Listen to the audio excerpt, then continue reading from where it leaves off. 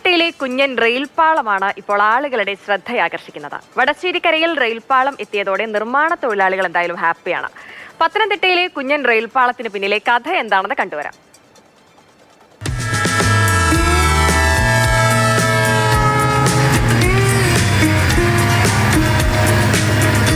പത്തനംതിട്ടയിലെ റെയിൽപാളം കേൾക്കാൻ നല്ല കൗതുകമുണ്ടാകും. എന്നാൽ ഇവിടെ ചൂളം വിളികളില്ല. റെയിൽപാളത്തിന് കണ്ണെത്താ ദൂരം നീളവുമില്ല.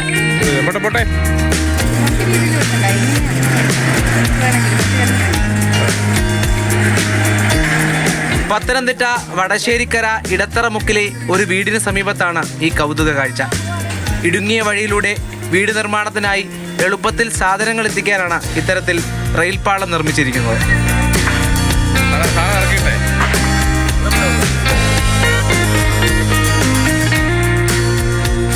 നിർമ്മാണ പ്രവർത്തനങ്ങൾ തകൃതിയായി നടക്കുന്നതിനൊപ്പം നാട്ടുകാരുടെ കൗതുകവും വർദ്ധിക്കുന്നുണ്ട്. നിർധന കുടുംബത്തിനായി പ്രശസ്ത സാമൂഹ്യ പ്രവർത്തക ഡോക്ടർ MS സുനിൽ ടീച്ചർ വീട് നിർമ്മിച്ച് നൽകുന്ന ഇടത്താണ് ഈ കാഴ്ച.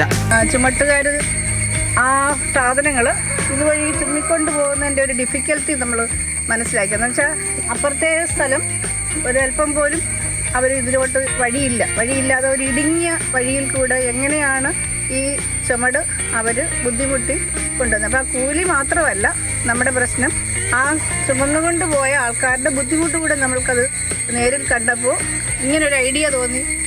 ഈ സാധനങ്ങൾ എങ്ങനെയാണ് ഈസി ആയിട്ട് ഇങ്ങനെ ബുദ്ധിമുട്ടുള്ള സ്ഥലത്തുകൂടെ കൊണ്ടുപോകുന്നത് എന്ന് വിചാരിച്ച് ഉണ്ടാക്കിയ ഒരു സംഭവമാണ്.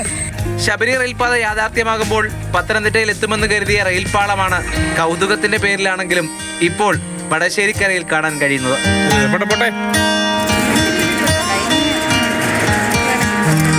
മാതൃഭൂമി ന്യൂസ്, പത്തനംതിട്ട. നല്ലൊരു ഐഡിയ അല്ലേ? ഒരു കുഞ്ഞൻ ആശയം, മനസ്സിലുദിച്ചൊരു ആശയം വഴി എത്ര വലിയ പ്രശ്നത്തിനാണ് പരിഹാരമായത്. രാഹുൽ ജീനാഥ് ചേരുന്നുണ്ട് നമുക്കൊപ്പം തത്സമയം. രാഹുൽ, സുനിൽ ടീച്ചറിന്റെ മനസ്സിലുദിച്ച ആ ഒരു ആശയത്തിന് മുൻപിൽ എന്തായാലും ആ പ്രതിസന്ധി അങ്ങ് മുട്ടുമടക്കി എന്ന് തന്നെ പറയാം. തൊഴിലാളികളുടെ ഭാരം എത്രത്തോളമാണോ അത് പകുതിയിൽ ഒന്നായി കുറയ്ക്കാൻ എന്തായാലും സുനിൽ ടീച്ചറുടെ ആ ഒരു ആശയം കൊണ്ട് സാധിച്ചു. അതിനെന്തായാലും വലിയൊരു കയ്യടി. ഓരോ വാർത്തയും മുന്നിലേക്ക് വരുമ്പോൾ അതെങ്ങനെ സമീപിക്കണം എന്ന് തീരുമാനിക്കുന്നത് ഈ വിളിച്ചു പറയുന്ന ആളുകൾ എങ്ങനെയാണ് വാർത്ത അവതരിപ്പിക്കുന്നത് എന്നുള്ളത് തന്നെയാണ് ഏറ്റവും പ്രധാനം.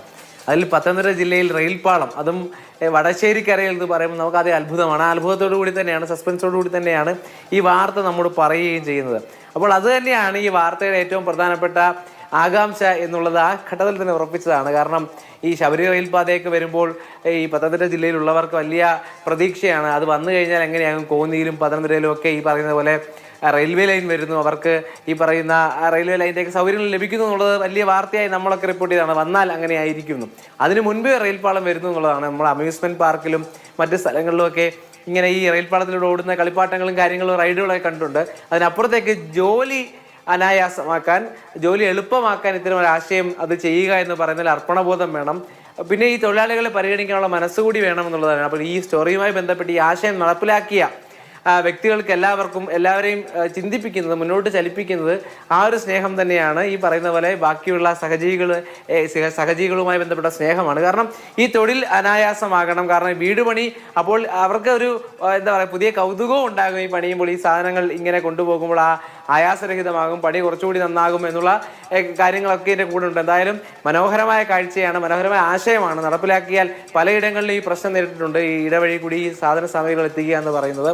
ഇവിടെ എന്തായാലും പുതിയ മാതൃക, എന്തായാലും ഒരു മാതൃക മുന്നിലേക്ക് വെക്കുകയാണ്. ഇങ്ങനെയും കാര്യങ്ങൾ എന്തായാലും പത്തനംതിട്ടയിലെ കുഞ്ഞൻ റെയിൽപാത എന്നുള്ള കൗതുകത്തിനൊപ്പം തന്നെ തൊഴിലാളികളുടെ ഭാരം മനസ്സിലാക്കി നടത്തിയ ഒരു ഇടപെടലിന് വലിയൊരു കയ്യടി കൊടുക്കേണ്ടത് കൂടിയുണ്ട്.